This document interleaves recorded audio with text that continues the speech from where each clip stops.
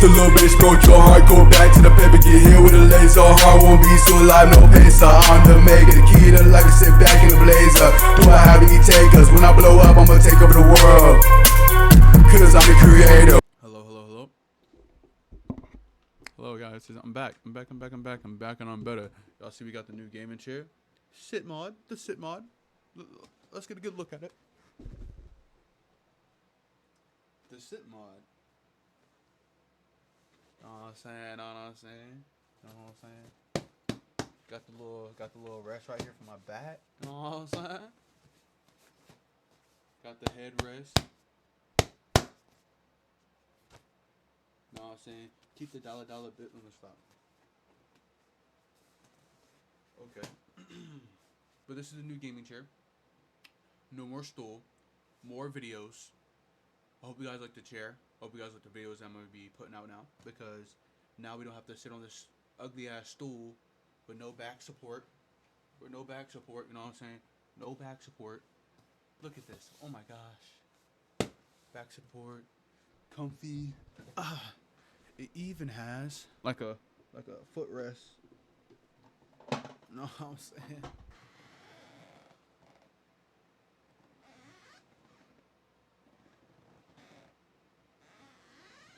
Let me stop. Okay. Today we're going to be reacting to 3 scary Tinder horror stories. You may be asking, how can Tinder be scary? Well, we all know it can be scary.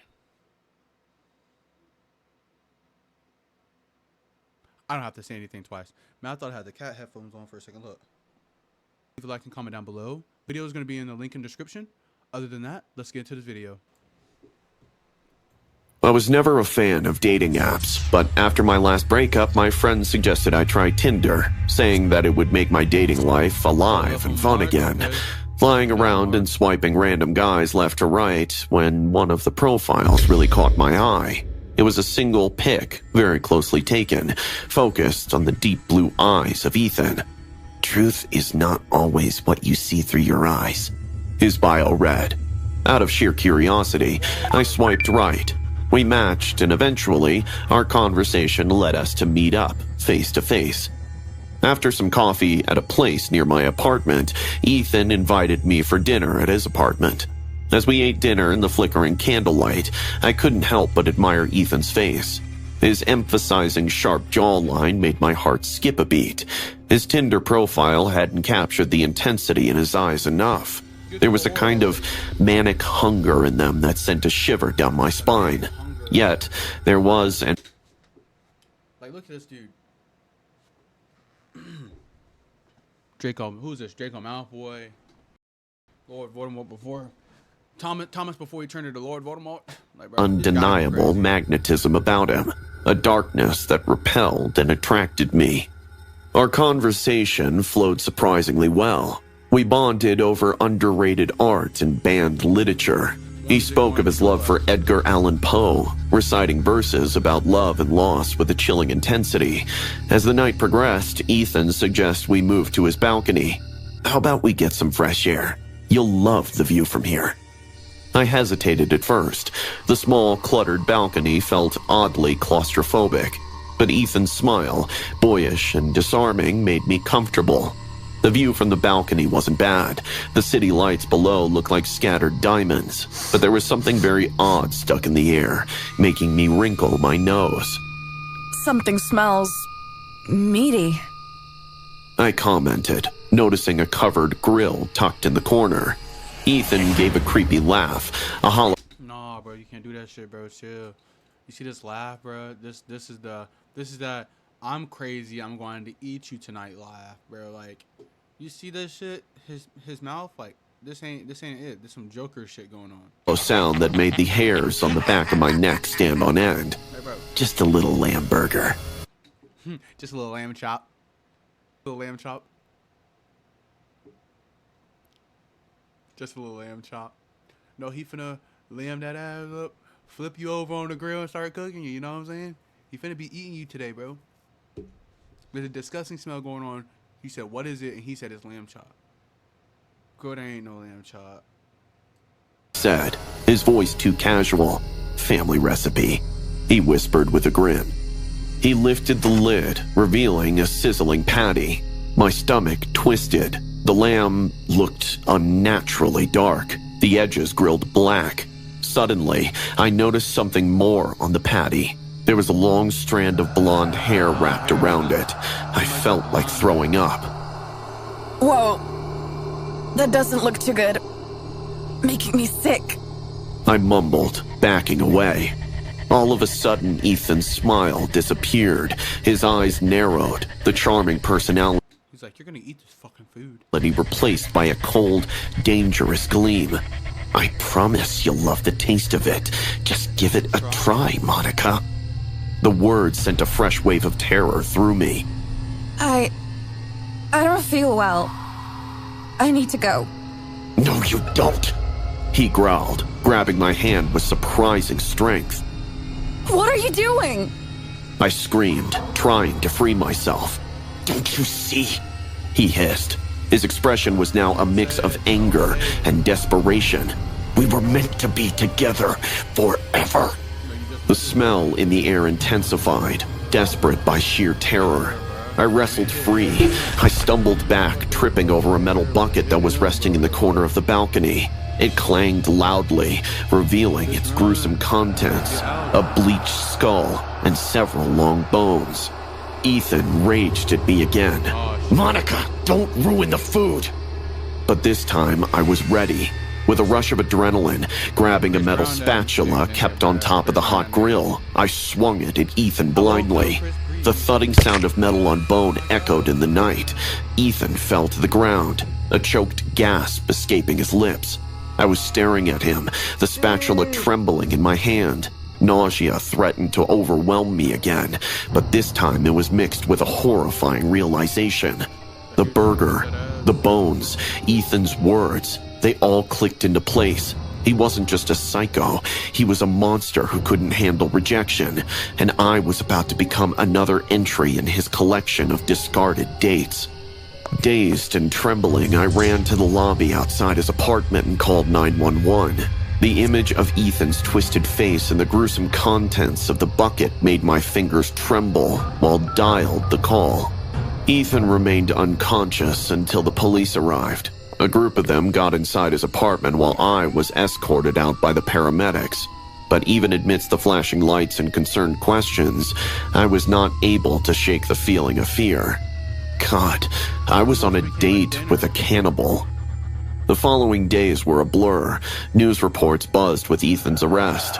The police had discovered a hidden room in his apartment filled with the remains of young women.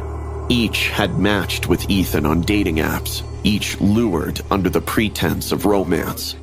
As the only alive key witness, my story is a chilling testament to the monster who hid behind a charming facade. Yet, a part of my mind remained haunted.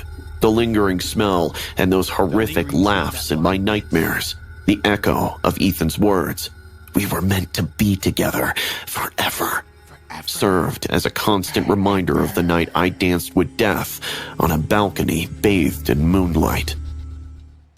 So story number one, we have a blonde-head male with females in a hidden room cut up, skinned alive and shit. Like, he's been eating them for the past few days. Not cool. Not cool, bro. And his date survived. The date on this one survived. She told him, "I'm not gonna eat that blonde-head bitch named Rachel. We're not gonna. I'm not eating that bitch named Rachel. We're just gonna call her Rachel." And hit him upside the head and did the dash. She a runner, she a track star. She gonna run away when they get home. You know what I'm saying? But on that, we're gonna get into story number 2. Let's go. It was 9 years ago when I matched with Olivia on Tinder. She was 36, divorced, and living in a suburban area not far from my apartment.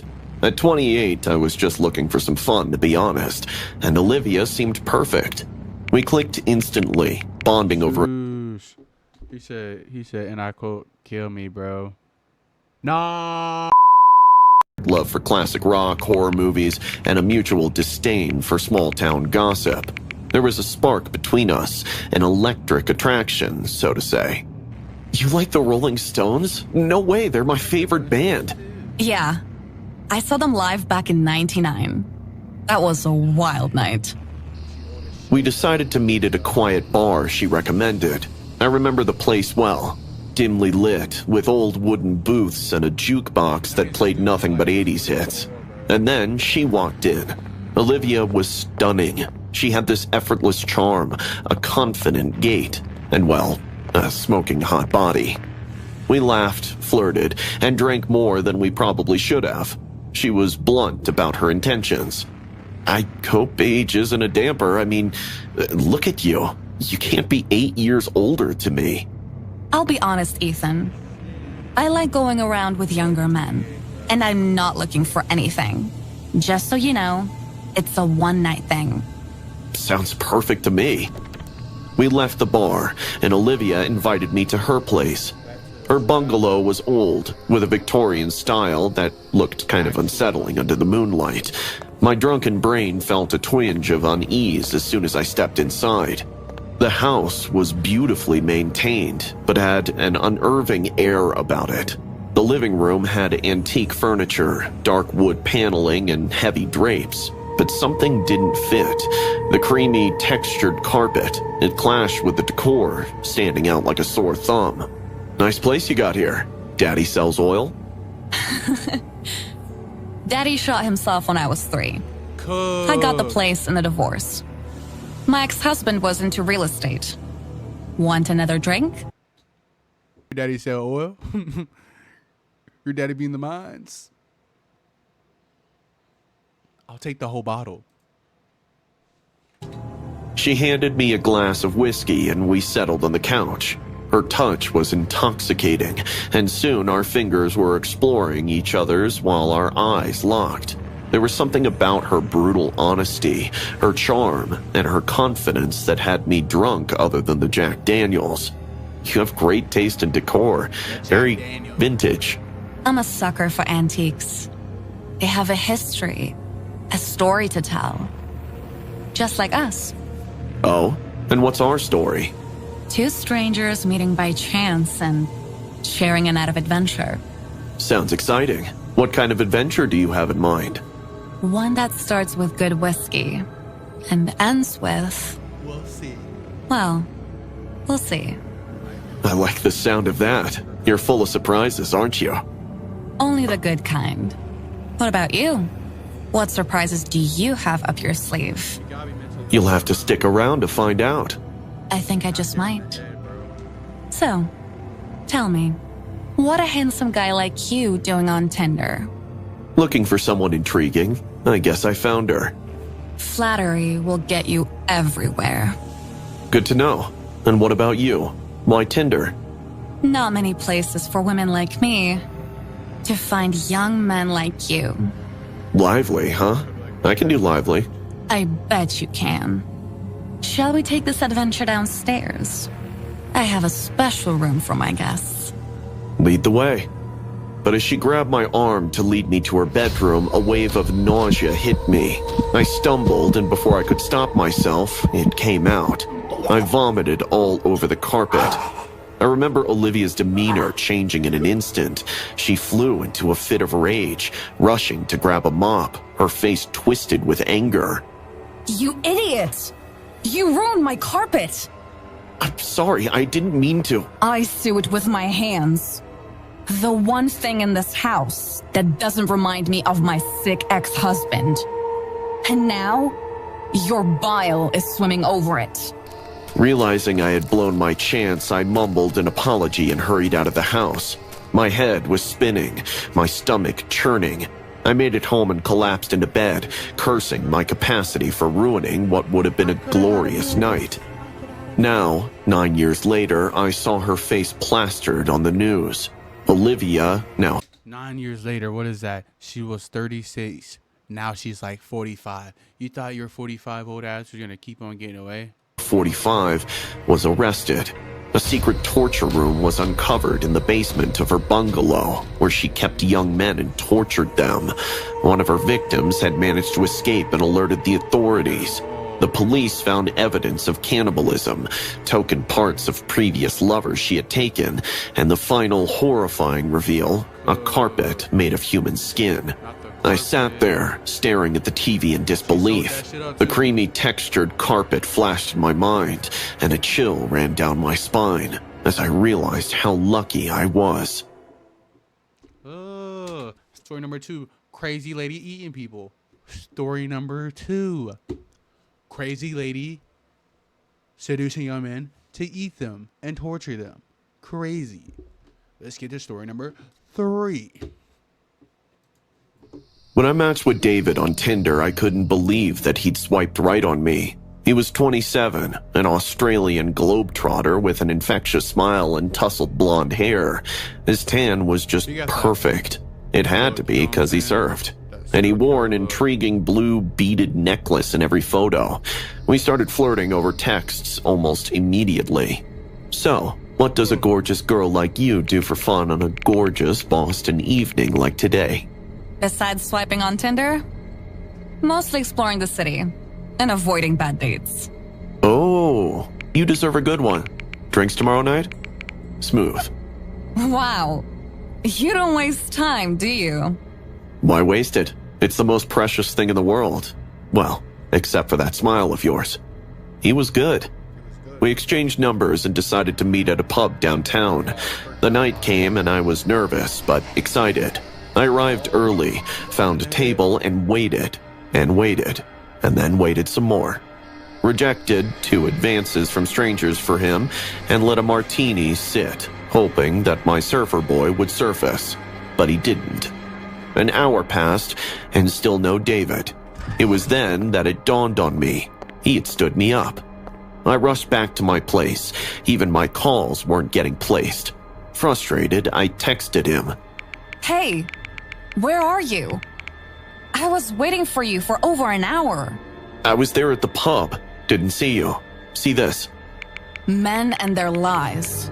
For real. Stop disappointing me further. You need proof? Here you go. He sent a photo of the pub. It was from the same night, judging by the people and the lighting. Where were you? Near the jukebox. Where were you? Near the jukebox. How could we have not seen each other? God knows. I was confused. Something didn't feel right to me. I'm not sure that making up would be a good idea. His responses caught me off guard. What harm could a coffee do? So reluctantly, I agreed. But stupid me, the same thing happened again. I sat there in the cafe, feeling more and more foolish as time passed. Eventually, I had to get up and leave. I couldn't believe that the guy had made a fool of me, not once, but twice. When I texted him angrily, he simply replied with another photo, this time of the cafe from that evening. This is ridiculous. Are you messing with me? No, I swear I was there. Maybe we just keep missing each other. I tried to call you from the cafe. There was no ring. I have some troubles with my American SIM card. Need Wi-Fi to make calls. That was it. I wasn't going to be fooled twice. I blocked his number, chalking it up to a bizarre catfishing experience. Months passed and I forgot about David. But then one night, while out at a club with friends, I saw him. The same tousled hair, the same blue beaded necklace. He stood in the distance, almost like a shadow, but I could feel his eyes upon me. My heart raced as I approached him, but he vanished into the crowd. Back home, I couldn't shake the feeling that something was wrong. Curiosity and a lingering sense of unease led me to unblock David's number. I called him, but again, there was no ring. Surprisingly, a few minutes later, my phone buzzed with a message. It was a photo of the nightclub from that very night. What the hell is going on? Just wanted to see you again. I owed you some answers. Anger surged through me, but before I could respond, another message came through. This one was a newspaper clipping with David's picture. The headline read, Australian surfer, 4th victim of the Boston Barbie, matched on Tinder the night before his poisoning. My blood ran cold. I stared at the clipping, which proclaimed that David was dead. He had been dead for months, murdered by a serial killer. My hands trembled as I typed a reply. So who have you been talking to this whole entire time? The killer? The killer's wife? David? Whoever this dude is. This isn't funny. How are you sending these? Thank you for liberating me. My phone buzzed again. This time, it was a photo of me, taken from behind. I was sitting on my couch, staring at my phone in horror. Every hair on my body stood on end. I gathered the courage to turn around, expecting to see someone standing there. But there was no one. Instead, on the floor, where no one had been a moment before, lay David's blue beaded necklace. That's cooked, bro. Story number 3. Girl matched on Tinder with a guy that's not even the guy. The guy's already dead. She's cooked. If you guys like the video, leave a like and comment down below. Peace.